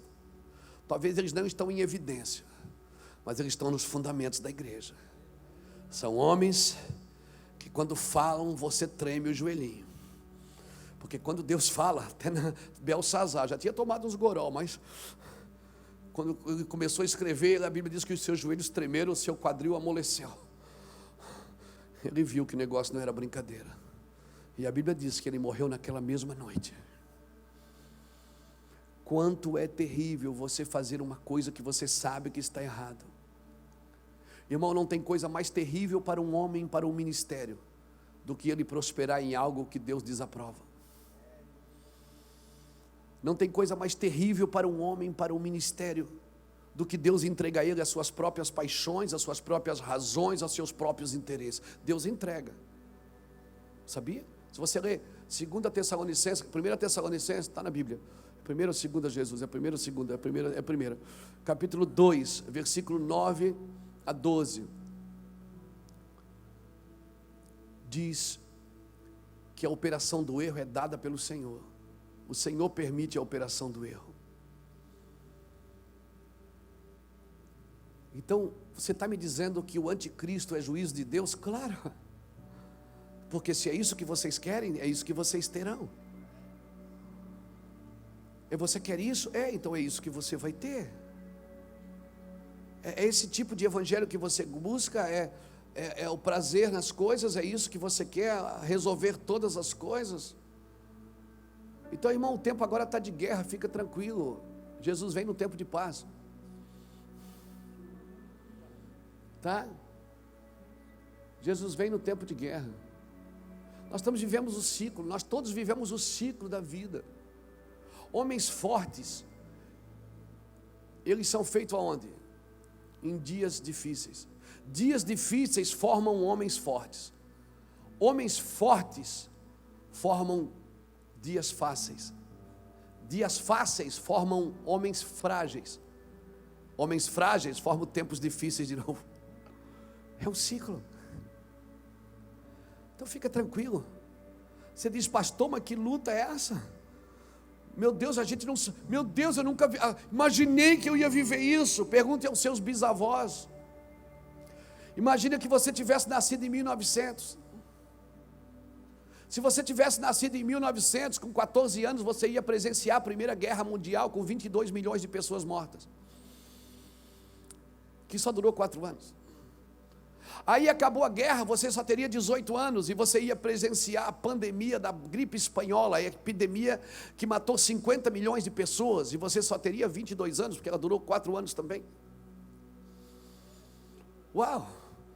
Você já presenciou então a morte de 72 milhões de pessoas com 22 anos. E aí você fez 29, e aí com 29 houve o colapso econômico no mundo, caiu o PIB, houve um colapso econômico, houve o maior índice de suicídio da história, morreu 50 milhões de pessoas no colapso, se matavam entre si e se suicidavam.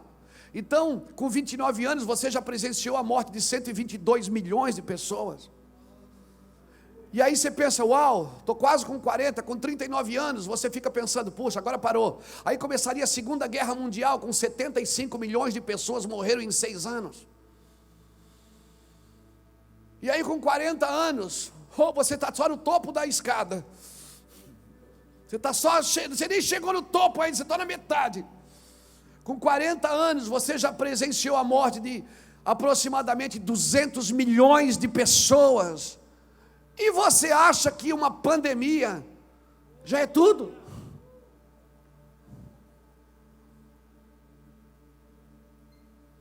Calma, irmão. Tem o seu lugar de dificuldade, claro. Pessoas estão morrendo, claro. Perdemos uma pessoa agora do meio cristão, Anastácia, uma cantora abençoada, morreu. Mas quem está vivo nunca morrerá, não é assim que vocês pregam? Você prega assim, não prega? Quem nasceu 2 vezes só morre uma. Agora, quem nasceu uma vez vai morrer 2.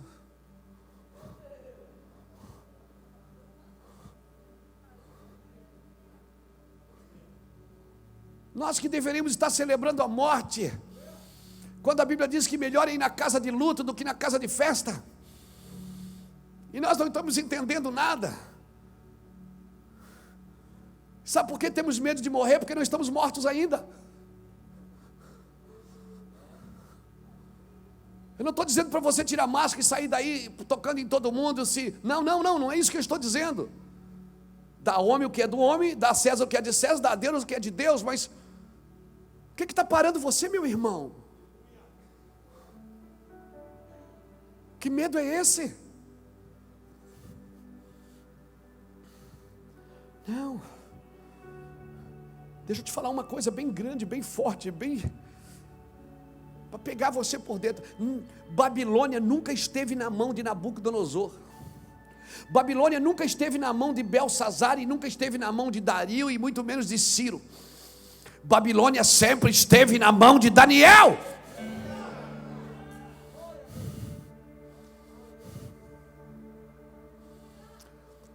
Sabe por que a igreja está sofrendo o inferno? Porque ela não está no lugar que ela deveria estar. Quando Jesus foi para a eternidade, ele não deixou a igreja no palácio, ele deixou ela onde? Nas portas do inferno. O que ele disse? As portas do inferno não prevalecerão contra a igreja. Era para a igreja estar lá na porta do inferno, metendo o pé na porta. Mas não, ela se fechou nos templos e o inferno tem invadido. Por quê? Porque ela não invade. Se ela não avança, o diabo entra. Onde é que Jesus deixou a igreja? Ele disse, as portas do inferno não prevalecerão. O que é que ele está me dizendo, Luiz? Mete o pé na porta, entra lá dentro. Entrar é para dentro, né? Entra dentro. Vai lá e tira.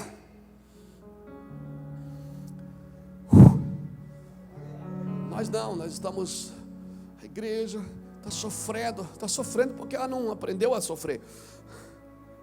Você acha que a guerra vai acabar? Você acha que essa pandemia, quando acabar, vai acabar a tua lutinha? A guerra não acaba nunca, a gente só aprende a lutar. A guerra só acaba quando você vê o cavalo branco descendo nas nuvens com poder e glória. Então, quando você vê o cavalo branco, você diz, uau, era verdade mesmo, valeu a pena. E não abrir e fechar de olhos. Oh, aleluia. Alguém está comigo aqui? Alguém está entendendo isso? Alguém está entendendo isso? Aqueles 4 jovens na Babilônia, fogo não apagou a sua fé. Ter que falar verdades para o rei não apagou a sua fé. Ter que ficar a noite inteira fazendo leão jejuar não apagou a sua fé. Entrou o rei e saiu o rei na Babilônia, e Daniel estava lá. Deus disse, não, esse cara é muito forte, eu vou ter que revelar o futuro para ele. Aí você abre a sua Bíblia agora em Mateus 24 comigo.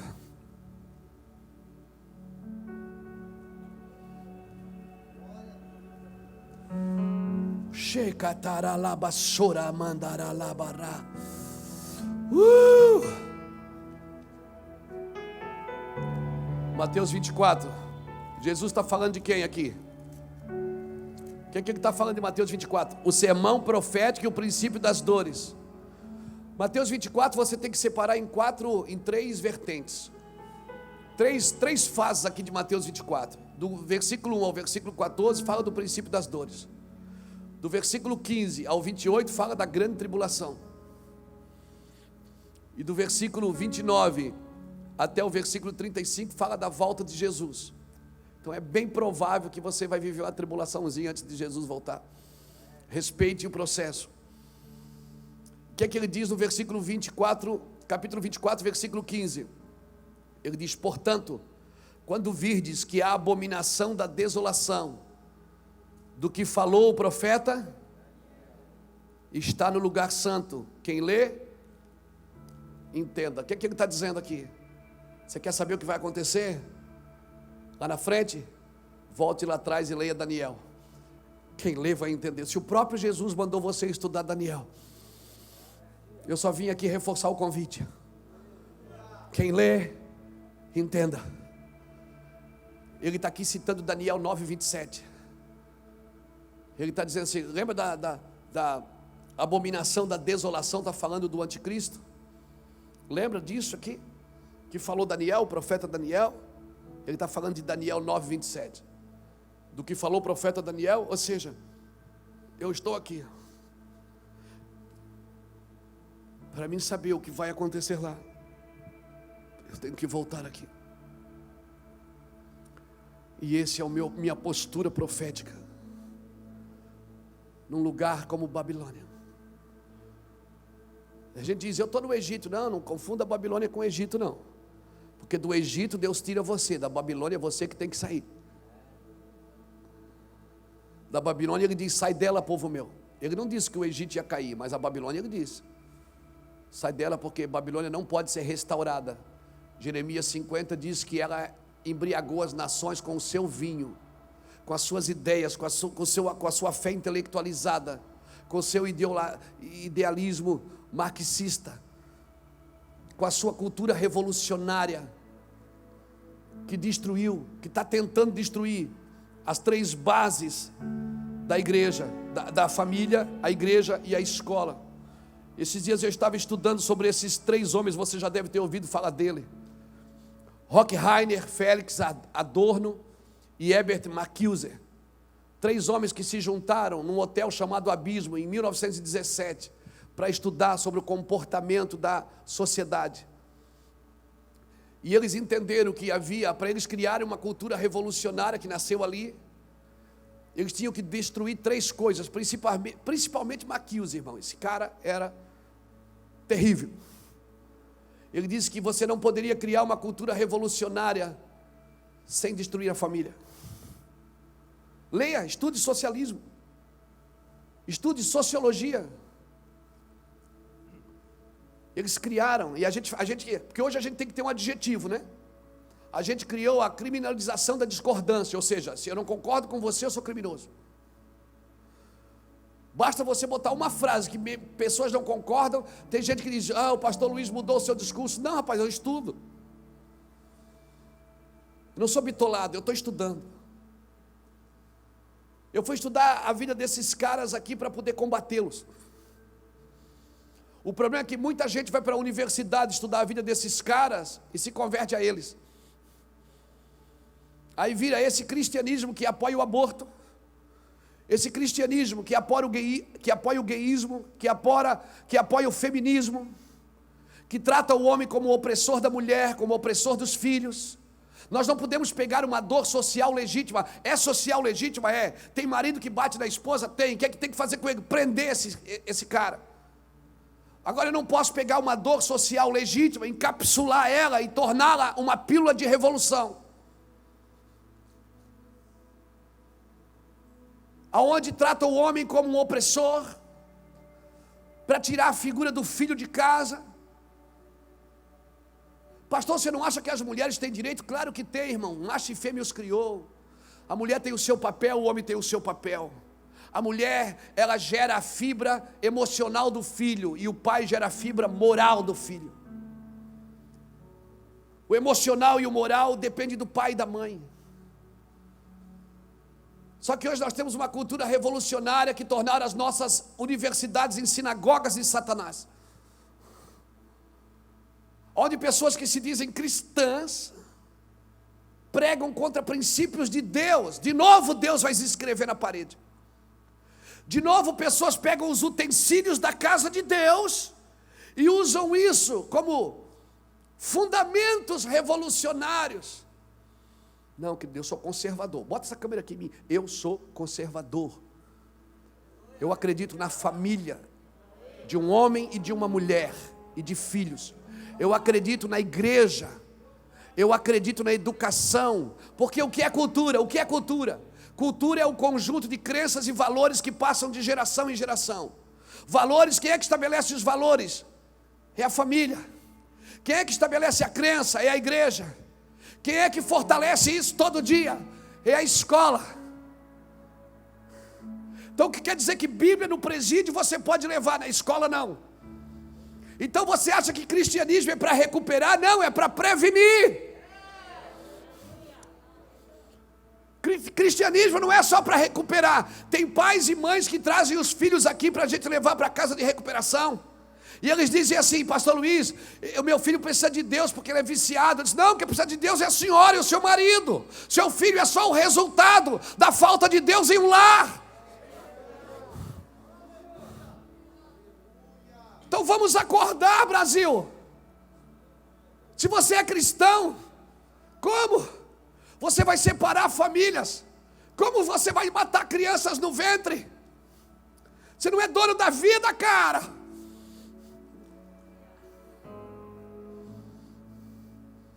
Como você vai tirar o princípio de Deus do coração das crianças?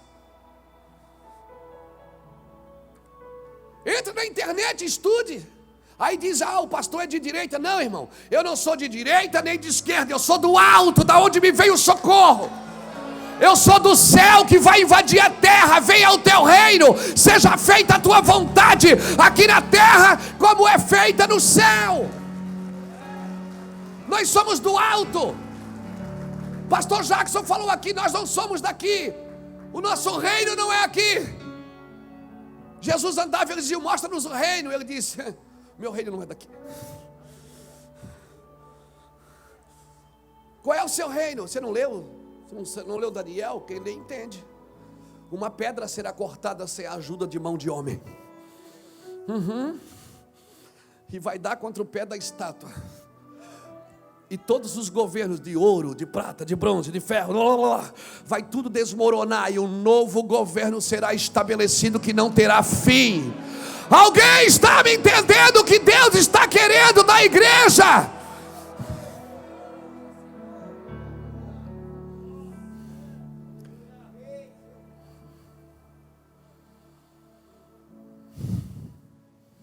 Por favor, eu vou terminar porque está na hora, né, gente? Tem que comer. Então, por favor, olha aqui para mim. Escuta. Você não pode ser íntimo do rei profeta. Se você quer ter uma revelação do verdadeiro rei. Os profetas não podem ser íntimos dos reis. Porque do rei você escapa. Do profeta não.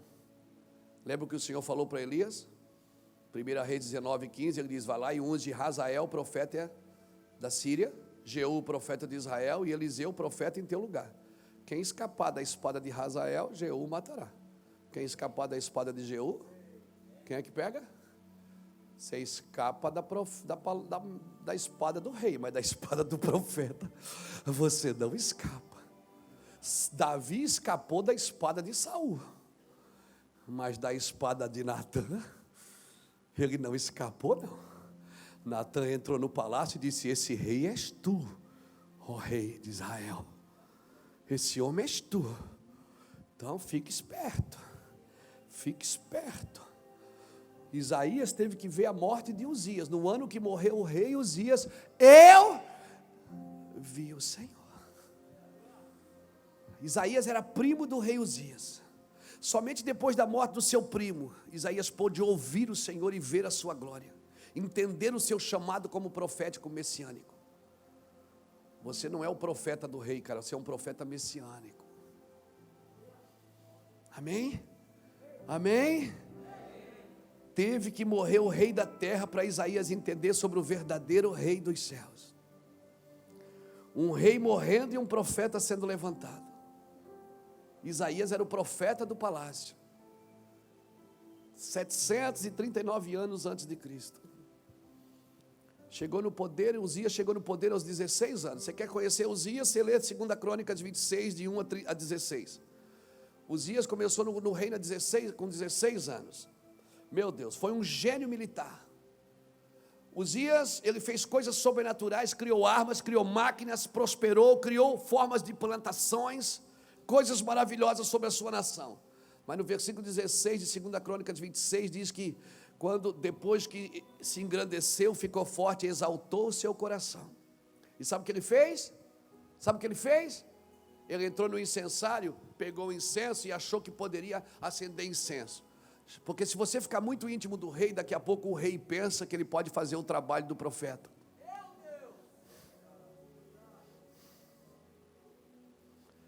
O rei não pode fazer o trabalho do profeta. Amém? Você não é a resposta, você é uma voz. Amém? Você é uma voz. O clamor dentro de você grita. Cuidado quando você achar que você é a resposta. A resposta é Ele. Você é o recipiente do clamor dele. Voz do que clama. O clamor é dele, não é meu. Eu sou a voz do que clama. Por isso eu não posso dar minha voz para outro. Eu sou a voz dele. Você está me entendendo, profeta? No ano que morreu o rei Uzias, que o orgulho da nação morreu, porque ele se exaltou e ficou leproso. Morreu leproso, ficou com a mão leprosa e depois morreu. Deus voltou a falar e a alinhar, a conduzir a nação. Vou falar uma coisa para você, você procura depois saber, estude a Bíblia vai mostrar para você o que eu estou falando aqui é verdade. Isaías é o único livro que o profeta não é comissionado no primeiro capítulo. Só no capítulo 6. Por quê? Porque ele já profetizava no capítulo 1. Por que Deus não chamou ele no capítulo 1? Todo o livro da Bíblia profética, você vai ver que o profeta é comissionado no primeiro livro. Só Isaías no capítulo 6. Por quê? Ele já profetizava, mas ele sempre exaltava Uzias. Ele era primo. Ele sempre usava Uzias como modelo daquilo que ele estava falando. O meu modelo é um só, cara. Amém? Eu amo meu presidente, eu amo meu governador, eu amo meu prefeito, eu amo os governantes, os legisladores da nossa nação. Amo de coração, de paixão, de chorar por eles. Mas o meu modelo de governo, de reinado, de cetro de justiça, de imparcialidade, é o meu Rei Jesus. Se eu deixar o meu Rei Jesus falar no meu coração, então eu tenho que dizer ao Rei da terra.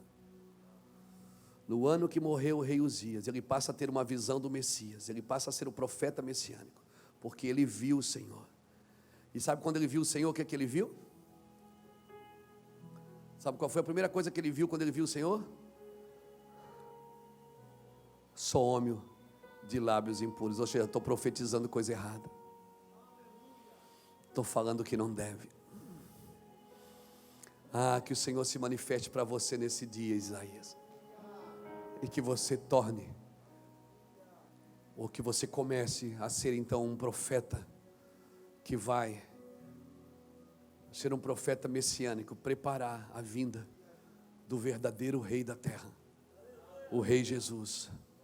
Não exalte um homem mais do que você exalta Deus. Não coloque sua confiança em líderes carismáticos, coloque a sua confiança no Senhor. Amém? Esse é o nosso cenário. Temos adorado homens, infelizmente, temos ido longe demais com isso. Irmão, quem determina avivamento não é o próximo presidente. Quem determina o avivamento não é o presidente da república, é a igreja. Quando os líderes carismáticos entenderem isso, Deus volta a falar com a nação. Amém? Vamos tolerar os líderes carismáticos porque a igreja deles é grande? Porque eles falam bonito? Porque eles têm fama? Não, não vamos tolerar. Não mesmo. Vamos tolerar os líderes carismáticos, mesmo que eles estejam em adultérios, em corrupções e mentiras e enganos, porque eles fazem bem para a igreja? Não, não vamos tolerar. Brasil, você quer mais do que líderes carismáticos. Brasil, você quer mais do que um presidente. Brasil, você quer a palavra de Deus. Faz um ato profético comigo, pegue a sua Bíblia, fique de pé e abrace ela comigo. Me perdoe o horário, irmãos, mas eu precisava falar. Vamos tolerar? Não, não vamos. A igreja não pode se tornar a namorada barata, que vai para a cama com o rei por qualquer presente. A igreja, você pode comprar pessoas com alguns presentes, mas os profetas de Deus você não vai comprar. Como eu disse, ame seus governos. Eu particularmente, irmãos, amo o nosso presidente Jair Bolsonaro. Choro por ele, oro por ele, choro pelo seu lar, por sua família, por sua esposa, por seus filhos. Mas eu choro do mesmo choro que eu chorava por Dilma, que eu chorava por Temer, que eu chorava por Lula, que eu chorava por Sarney, por FHC. O meu coração intercessório, é claro que você acaba percebendo que uns têm mais princípios morais do que os outros. Você acaba vendo que um luta mais pela família do que o outro, talvez por suas ideias partidárias ou talvez por sua fé. Mas nós choramos por todos. Eu choro pelo meu prefeito, pelo governador. Por que eu estou falando isso? Porque a igreja vai ter que tomar uma posição nos próximos dias. Nós somos profetas. E Deus está escrevendo de novo na parede, porque está percebendo que os seus utensílios estão sendo usados de novo em mesas de orgias. O Senhor percebeu que os seus utensílios sagrados, os dons, os ministérios, a igreja está sendo de novo usada nos banquetes de imoralidade, nos banquetes de orgia. E o Senhor está escrevendo de novo. E ninguém pode escapar daquilo que o Senhor está dizendo. A Bíblia diz que quando Daniel entregou a profecia, Belsazar não se defendeu. E a Bíblia diz que ele morreu naquele mesmo dia. Uau! Você está disposto? Você está disposto, irmão? Você está disposto como um homem de Deus, uma mulher de Deus? Talvez você diga, pastor, mas eu não tenho um ministério profético, eu sou mais pastor, eu sou mais evangelista, eu sou mais ensino. Mas a igreja é profética. E você, mesmo que você não seja profético, mas a Bíblia diz que todos podem profetizar. Mesmo que você não tenha um ministério profético, mas você está numa igreja profética. E é impossível, é quase inaceitável que você se movimente sem a palavra da profecia. Abrace a sua Bíblia, por favor, e peça a Deus, Senhor, que essa palavra seja engendrada no meu coração. Sim, Deus, que essa palavra seja engendrada no meu coração.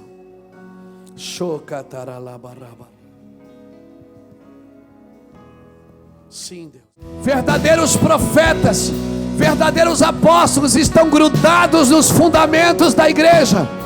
Estão grudados no fundamento da igreja. Segure a sua Bíblia e peça isso, Deus, que eu desça ao porão e segure nos fundamentos da tua obra, nos fundamentos da tua casa. Sim, Deus, eu oro para que a nação brasileira acorde, que a igreja brasileira não solte o seu lugar, Senhor, o seu lugar de intercessão. Não solte o seu lugar, Senhor Deus, de oração.